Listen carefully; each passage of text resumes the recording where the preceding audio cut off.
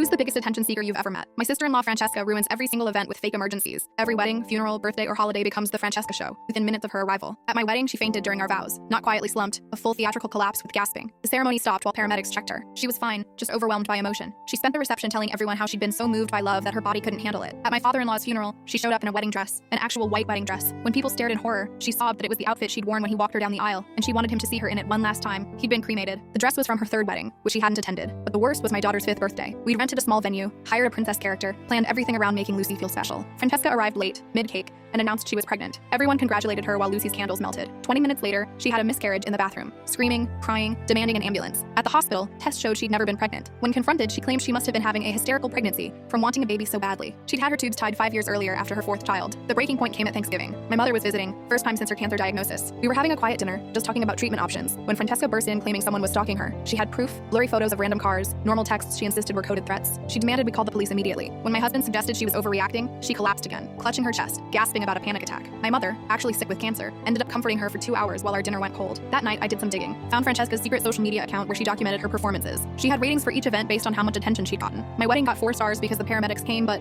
the bride still got too much focus after. The funeral got 5 stars for the dress reaction. The birthday party entry made me furious. Solid performance, but Brat still opened presents. Need better timing next year. I screenshot everything and created my own document. Francesca's greatest hits. Every fake emergency, every lie, with evidence. Then I waited. Christmas Eve arrived. The whole extended family gathered at my husband's parents' house. Francesca walked in wearing a neck brace and arm sling, moving dramatically slowly. Before she could speak, I stood up. Before Francesca tells us about her terrible accident, I have something to share. I connected my laptop to the TV and started my presentation. Every incident, every lie, her own posts rating her performances. The room went silent except for Francesca's sputtering protests. The coup de grace was security footage from various venues showing her perfectly fine before her emergencies. The birthday party footage showed her practicing her pregnant announcement in the parking lot, rubbing her flat stomach and trying different emotional expressions. Her husband, who'd believed every story, looked devastated. You faked the miscarriages? All of them? That's when we learned the depth of her lies. She'd faked 12 miscarriages during their marriage. Each time he'd grieved with her, held her, paid for therapy. She'd used his pain to get attention from friends, started online support groups where she was the tragic figure everyone comforted. She tried one last performance, clutching her chest, gasping about her heart. Her husband just walked out. Everyone else followed, leaving her alone in the living room still gasping dramatically to an empty audience. She sued me for defamation. I countersued for intentional infliction of emotional distress, especially regarding my daughter's ruined birthday. My lawyer submitted her own social media posts as evidence. The judge didn't hide his disgust as he dismissed her case and ordered her to pay my legal fees. The divorce was brutal. Her ex-husband got full custody after the court reviewed evidence of her using their children in attention-seeking schemes. She'd once made their son pretend to be lost at a mall so she could be the hysterical mother reunited with her child on the news. Now she lives alone in another state, posting constantly about being a victim of family betrayal. She started a blog about surviving narcissistic abuse, casting herself as the survivor. It has 3 followers, all bots.